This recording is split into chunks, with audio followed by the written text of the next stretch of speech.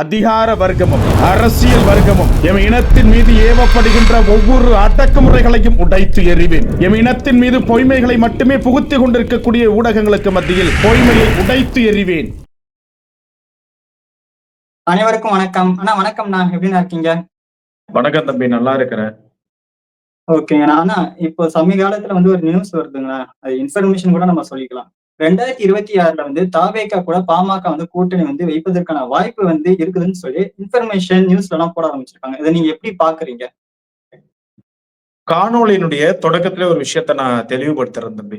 அதாவது நீங்க கேட்கக்கூடிய கேள்வியை மையமா வைத்து தமிழகத்துல இருக்கக்கூடிய XRY யூடியூப் சேனல்ஸ் பேசுறது மட்டும் இல்லாம மெயின் ஸ்ட்ரீம் மீடியாஸ்மே இது குறித்து பேச தொடங்கி இருக்கிறாங்க. அதுவும் குறிப்பிட்டு கடந்த 2 நாட்களாக ஒரு விடயம் பரவிக்கிட்டு இருக்குதுப்பா. என்ன அந்த விடயம்னா, தைலாபுரம் தோட்டத்துல விஜய் அவர்களுடைய நெருக்கமான ஒருவர் மருத்துவர் ஐயா அவர்களை சந்தித்ததா ஒரு தகவல் என்பது பரவிக்கிட்டு இருக்குது. பரவிக்கிட்டதோடு மட்டும் இல்லாம இது பேசப்படக்கூடிய ஒன்றாவுமே மாறி இருக்குது. பலரும் யார் அந்த நபர்னு சொல்லாம ஜஸ்ட் ஒரு கொஸ்டின் மார்க்கோட க்ளோஸ் பண்ணிடுறாங்க. பட் நம்ம அவங்களுடைய நேமுமே ரிவீல் பண்ணிடலாம். என்னன்னா, விஜய் அவர்களுடைய பர்சனல் ஆடிட்டர் திரு வெங்கட்ராமன் அவர்கள் தான் விஜய் அவர்களுடைய பர்சனல் ஆடிட்டர். அவர் தான் எல்லாத்தையுமே ஆடிட் பண்ணிட்டு இருக்கிறாரு. அவருடைய படம் சார்ந்ததா இருக்கட்டும், விஜய் அவர்கள் சம் இண்டஸ்ட்ரீஸ் வச்சிருக்கதாவே சொல்றாங்க. அது குறித்த ஆடிட் எல்லாமே அவர் தான் பண்ணிட்டு இருக்காரு. தற்போது விஜய் அவர்கள் அரசியல் இயக்கம் தொடங்கியதற்கு பின்பாக அது குறித்த செலவுகள், வரவு செலவு எல்லாத்தையுமே அவர் தான் பார்த்துட்டு இருக்கிறாராம். அவரு கடந்த 2 நாட்களுக்கு முன்பாக 2 அல்லது 3 நாட்களுக்கு முன்பாக தைலாபுரம் தோட்டத்திற்கு வந்ததாகவும் மருத்துவர் ஐயா அவர்களை சந்தித்து கூட்டணி குறித்து பேசியதாகவுமே ஒரு தகவல் என்பது நிலவி கொண்டிருக்கிறது. இதுல என்னெல்லாம் அவங்க பேசினாங்கன்னு சொல்லப்படுகிறது அப்படின்னாக்க, இப்போ பாமக கூட்டணியை உறுதிப்படுத்தல, இன்னும் அது குறித்து பேசவே தொடங்கல. மற்றொரு பக்கம் திமுகவில் இருக்கக்கூடியவங்க சொல்லிட்டாங்க, நாங்க எங்களுடைய கூட்டணி வலுவா இருக்குது, இந்த கூட்டணியை அடிப்படை ஆதாரமாக கொண்டு நாங்க செயல்படுவோம்ட்டாங்க. ஒரு வாரத்துக்கு முன்னாடி நம்ம பார்த்துட்டோம், பாஜக அண்ட் தென் அதிமுக தங்களுடைய அலைன்ஸ் ஓபன் ஸ்டேட்மெண்டாவே அவங்க வெளியிட்டுட்டாங்க. அவங்க கூட்டணியை உறுதியும் செஞ்சுட்டாங்க. அப்படி இருக்கக்கூடிய சூழல்ல நாம அதாவது ஆடிட்டர் வெங்கட்ரமன் அவர்கள் மருத்துவர் ஐயா அவர்கள்ட்ட சொல்லியதாவது என்னன்னா, நாம ஒரு புதிய கூட்டணியை உருவாக்குவோம். நீங்க அதாவது பாமக, தமிழக வெற்றி கழகம், இன்னும் இதர சில கட்சிகள்லாம் இருக்கிறாங்க. நாம அந்த அவங்களெல்லாம் அப்ரோச் பண்ணி இந்த கூட்டணியை உருவாக்குவோம். அதுல 90 தொகுதிகள் பாட்டாளி மக்கள் கட்சிக்கும், விஜய் அவர்கள் ஒரு குறிப்பிட்ட உத்தேச தொகுதிகளுக்கும், எஞ்சிருக்கக்கூடிய தொகுதிகளை கூட்டணி கட்சிகளுக்கு நம்ம வழங்குவோம். அனைத்து தரப்பு மக்களையுமே ஒன்று திரட்டி இந்த கூட்டணியை நம்ம உருவாக்கலன்னு சொன்னதா அவங்க சொல்லியிருக்கிறாங்களாம். அதுக்கு மருத்துவர் ஐயா அவர்கள் என்ன சொல்லியிருக்கிறாங்கன்னா, நாங்க இன்னும் கூட்டணி குறித்து எந்த ஒரு விஷயத்தையும் யார்ட்டையும் பேசவும் தொடங்கல.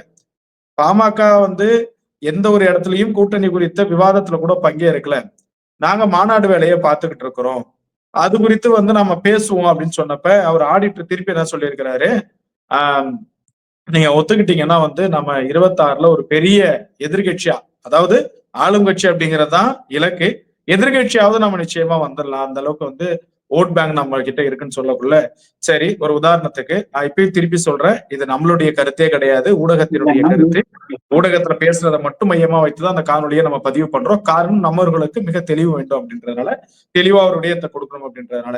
மருத்துவர் ஐயா அவர்கள் கேட்டிருக்கிறாங்க, சரி உங்கள்கிட்ட நாங்க கூட்டணியா வச்சுக்கிறோம், அப்படி கூட்டணி வச்சுக்கிட்டா யார் முதலமைச்சரா இருக்கிறது, யார் துணை முதலமைச்சரா இருக்கிறதுன்னு சொல்லிட்டு ஆடிட்டர்கிட்ட கேட்கக்குள்ள அவர் என்ன சொல்லியிருக்கிறாரா, முதலமைச்சர் நம்ம அப்புறம் பேசிக்கலாம், துணை முதலமைச்சர் நாங்க பாமகவுக்கே கொடுத்துடுறோம், எப்படி அவங்க நமக்கு கொடுக்கறதா சொன்னதாகவும், பேலன்ஸ் எந்த அளவுக்கு தொகுதிகள்ல வின் பண்றோமோ, வெற்றியை காட்டுறோமோ அதுக்கு தகுந்த மாதிரி அமைச்சரவையில இடப்பங்கீடு கொடுக்குறோம் அப்படின்னு சொல்லிட்டு அவர் சொன்னதாகவே சொல்றாங்க.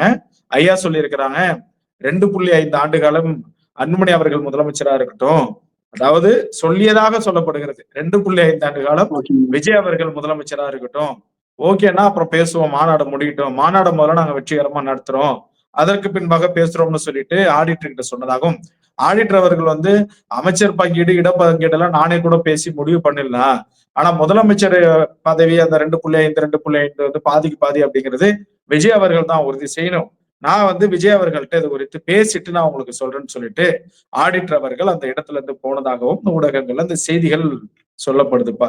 இதுதானா தவிர்த்து பாட்டாளி மக்கள் கட்சியினுடைய தரப்புல அதிகாரப்பூர்வ சந்திப்பு எதுவும் நடந்ததாகவும், அதிகாரப்பூர்வமாக கூட்டணி குறித்து பேசியதாகவும் எந்த தகவலும் வரல. அனதர் பார்த்தோம் அப்படின்னாக்க, இந்த கூட்டணியில விஜய் அவர்கள் சொன்னதாக சொல்லப்படுகிறது, ஆடிட் சொன்னதாக சொல்லப்படுகிறது எல்லாமே வந்து ஊடகங்களினுடைய ஒரு செய்திதான தவிர்த்து சுய செய்தி கிடையாது. அப்படி கூட்டணி குறித்த பேச்சுவார்த்தைகள் நடந்திருந்தாலும் கூட அந்த இடப்பங்கீடு, சீட்டு பங்கீடு எல்லாம் எப்போது வெளிப்படையாக மக்கள் மத்தியிலே தெரிகிறதோ, அவர்களுடைய கருத்து என்னவாக இருக்கிறதோ, அது குறித்து அப்போதைக்கு வந்து மருத்துவர் ஐயா அவர்களுடைய முடிவு இருக்குன்னு கூட நம்ம இந்த விஷயத்துல சொல்லலாம். ஓகேங்கண்ணா. அண்ணா சப்போஸ் வந்து இது வந்து ஒரு நியூஸால வந்த ஒரு விஷயமா கூட இன்ஃபர்மேஷனா கூட வந்தா இருந்தாலும் கூட, இத நீங்க ஒருவேள ஆ உண்மையாக இருந்தத நீங்க எப்படி நீங்க பார்ப்பீங்க? ஒருவேள இருந்த பட்சத்துல. 2 விஷயமா நான் அத கிளாரிஃபை பண்ணிக்கிறேன். ஒண்ணு, ஒரு இயக்கத்துல பயணிக்கக்கூடியவனா இருக்கக்கூடியவனா நான் இருந்தா, நம்ம இருக்கிறோம்னு வச்சுக்கங்களேன். ஐயா சொல்றத அப்படியே கண்ண மூடிட்டு நம்ம கேட்போம். அதுல எந்த மாற்று கருத்தும் கிடையாது. ஆனா ஐயாவுக்கு தெரியாது எதுவும் கிடையாது. ஒரு ஊடகவியலாளரா நம்ம அத பார்க்கக்குள்ள, இது ஒரு கேள்விக்குறிய நம்ம வைக்கலாம். நீங்க வந்து உண்மையாக இருக்கும் பட்சத்தில் தான் கேட்டிருக்கிறீங்க. ஒரு கேள்விக்குறியா ஆமா. வைக்கலாம். ஏன்னா, விஜய் அவர்கள் ஃபர்ஸ்ட் டைம் வந்து எலக்ஷன் கண்டக்ட் பண்றாங்க. சோ அவங்களுடைய கெப்பாசிட்டி அந்த நெவிபிலிட்டி பவர் எந்த அளவுக்கு இருக்கும்னு நம்மளால சொல்ல முடியாது.